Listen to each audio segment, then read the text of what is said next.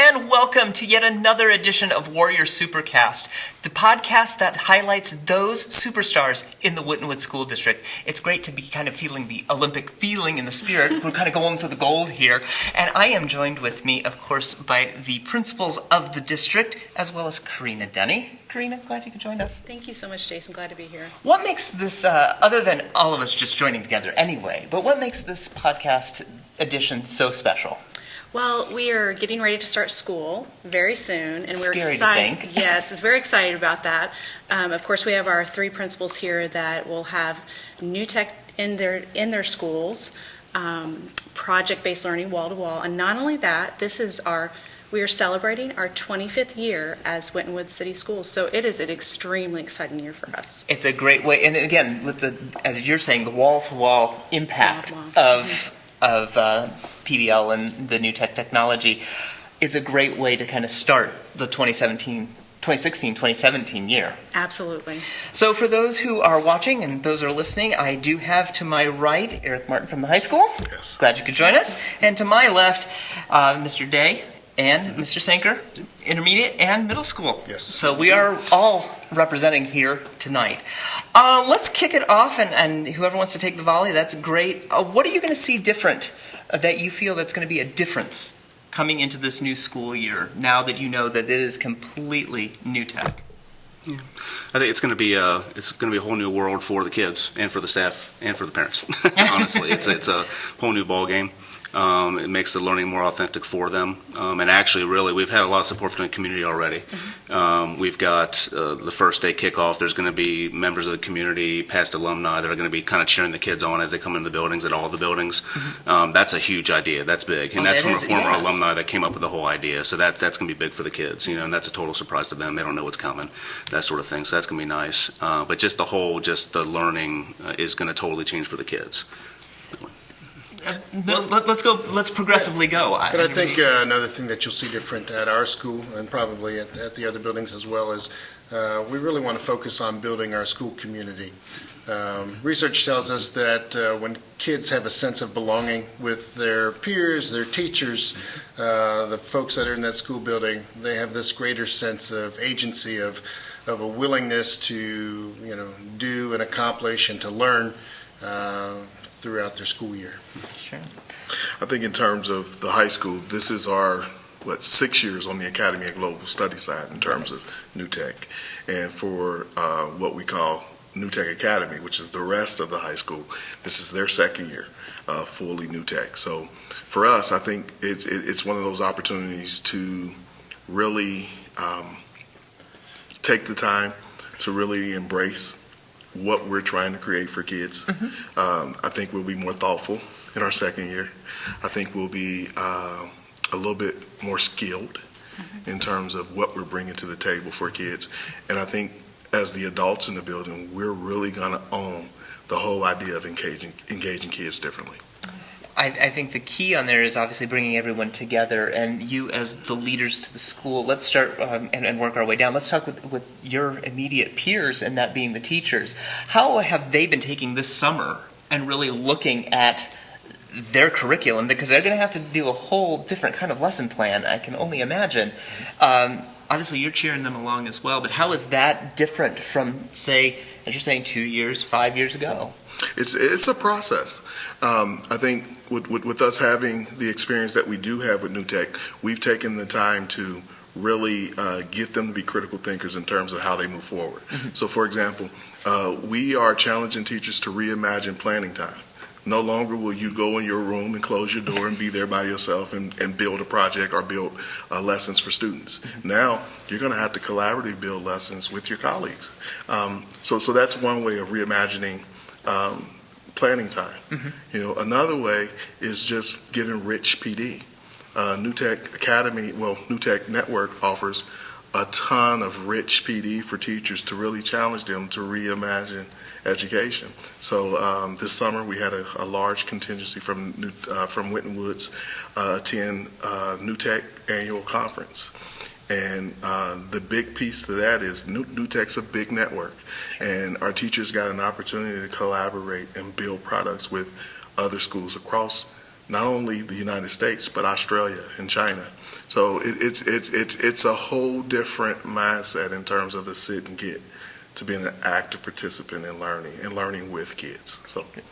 We also had 2 full days, too, of project-based learning at the very beginning of the summer, beginning of June, and then for another set of teachers, was it last week, I think.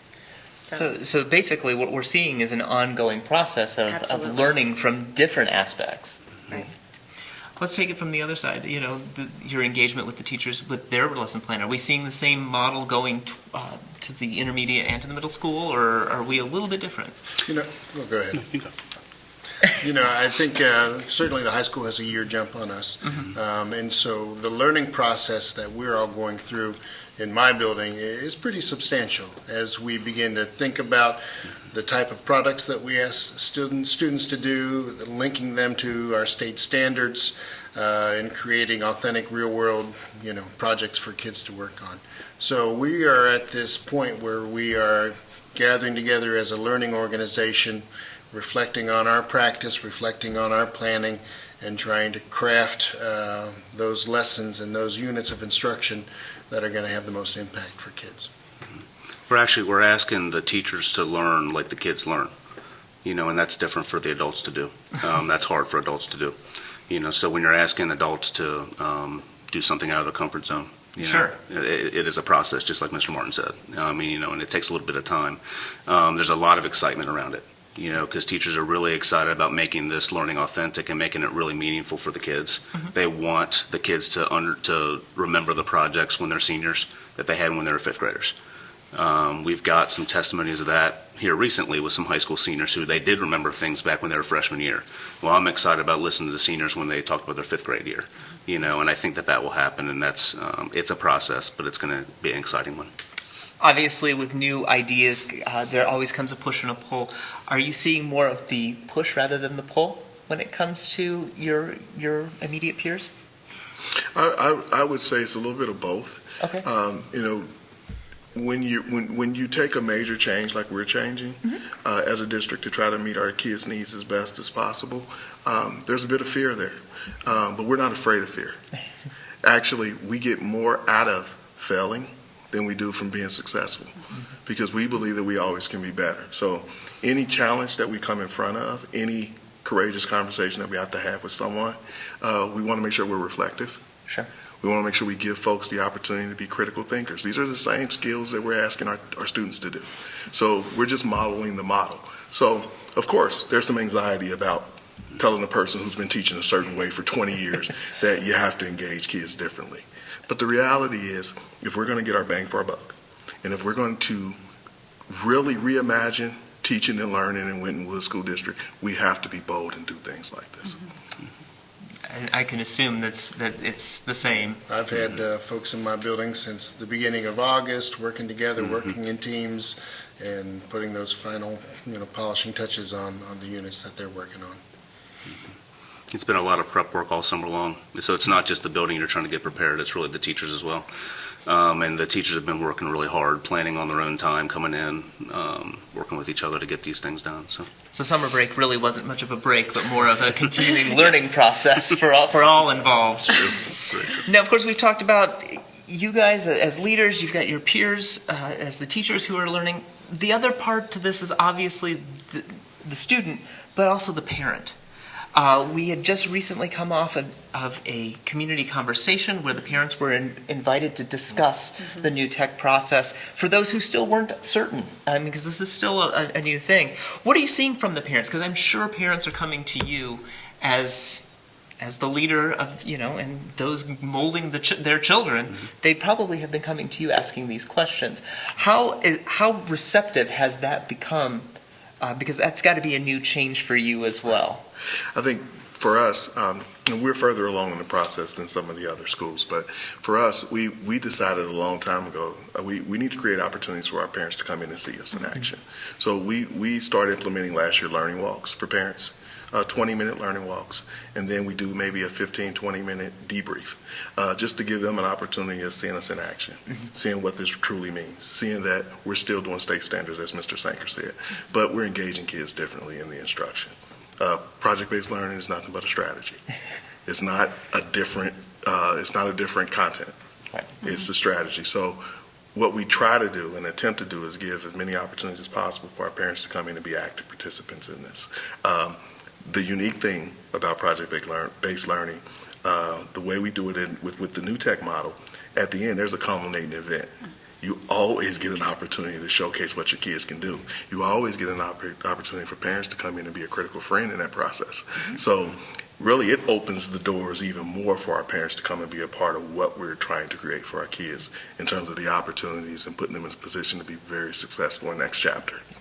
Do you think the new technology or project-based learning is that key component that will finally bring the parent back and the student back to the school, where there has been many studies saying that many of the schools have lost that idea of the parent not always being there?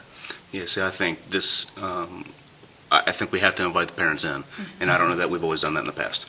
We say we have, but when you're actually inviting the parents in for a presentation that their kid is actually presenting on, that's a different story. Because parents come to the sporting events because their kids are on stage, right? Yeah. They come to the plays because they're on stage. Well, they also need to be on stage with the academics too. And I don't know that, I can say personally, I don't know that I've always done a great job with that. But that's what's changing this year too. To where we're going to have more of these open evenings and open days to where parents can come in and have their kids present to them what they've learned over the last, month, 2 months. But I think that's going to be a huge key into getting the parents back in the building and excited about the learning. And it's a win for everyone. I mean, it's a win for the student, it's a win for the parent. And, I've been a part of the panels before and seen presentations at the high school specifically, and it is such a great experience, and we would encourage anyone that's interested to definitely give us a call. Absolutely. Now, we have obviously seen all three sides, intermediate, middle, and high school. Middle school, I think, is almost that key component. You're kind of like that bridge between the two. Sure. Do you feel that the new technology is going to help you kind of catapult a little bit further than what you've had in the past? Yeah, and I actually think that the middle school years are kind of the best time, or the apex of kids' curiosity about life, and you can capture some love of learning, and they have that dynamic where their world's a little bit into their peers, their world's a little bit into the adults. So I think we have an opportunity to kind of influence kids, in terms of teaching some of the strategies. We talk about agency, which is really a child being self-directed about his or her own learning. So teaching some of those self-monitoring strategies, the learning to learn strategies, I think this is a crucial time, the middle school years, to make that happen. But I will say what I'm really excited about is after Mr. Day gets done with 2 years of educating in project-based learning and new tech, and then they come to my building, and then I get 2 years with them, and then we're setting them up to 4 more years at the high school. I just think we're set up really well.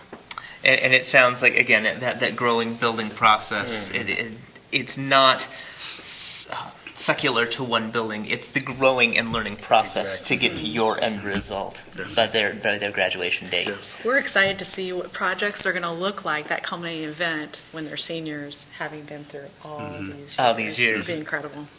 Well, as we're ending our time together, I would like to start with the intermediate, middle school, and high school. Let's do it this way. If we were to, and we more than likely will, when we reconvene next year, at the beginning of next year's school term, and gone through an entire full year, what do you hope to look back on from the opening day of this year to the opening day of next year?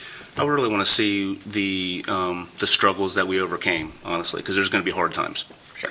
It's different. It's exciting, but you have to learn from those missteps.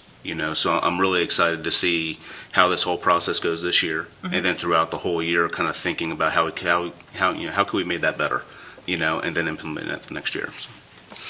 And I think at my level, I think what one thing that we would like to do is convene a working group of professionals, engineers, doctors, lawyers, community members that would come and help us create real-world, authentic projects for students to do.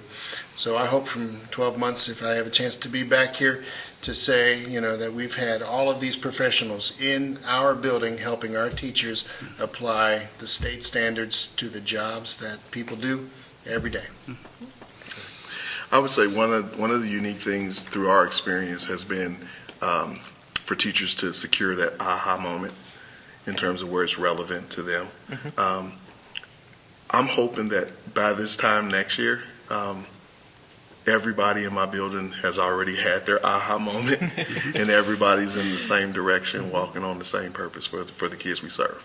I think it's very, very important that our teachers are reflective and they own that whole process of being reflective in terms of what this process has been for them and how it applies to where we're trying to take kids. Absolutely wonderful moments, and I know this is a brand new start to a brand new year, and a lot of kids are probably moaning and groaning that they're going to have to get back up into the swing of things. But if they could listen to what we're saying today, and looking back to that senior moment or that fifth grade moment, they're probably going to look at things a little bit differently. And from the sounds of it, it's going to be a completely new ball game in the way we learn. Karina, we are at that crucial moment. We always like to make sure that everyone still stays engaged. Absolutely. The state of the schools will be coming back. It absolutely will be this fall. Maybe not fall yet, maybe it's still summer. Depends on the definition. So September 1st at 6:30 at the high school library, our superintendent and leader, Anthony Dean Smith, will be giving his fall state of the schools. So we're excited about that. And Mr. Day mentioned also our Warrior Rally. The first day of school, we are going to have professionals from the community come in and rally our kids into each of the schools as they get off the buses. So we are so excited to be able to support our students and really give them a physical sign of we are here for you, that your community is here for you, and we believe in you. So, and if you do want to be a part of the Warrior Rally, you can go to our website at wintonwoods.org, and there's a sign-up genius where you can sign up. You can do one school or you can do 3 schools. Wow. If you want to be a part of that, and you probably should, do so. I want to thank everyone for joining us. This is a great time, and by the way, you've got work to do. So I will wrap it up with that, and thank you for joining us once again to Warrior Super Chat. Your area to be able to see the superstars, and they are indeed superstars, not just the people that sit up behind this desk, but those that they teach in the Wintonwood School District. Have a great evening, and we will see you as the school year begins. Have a great day.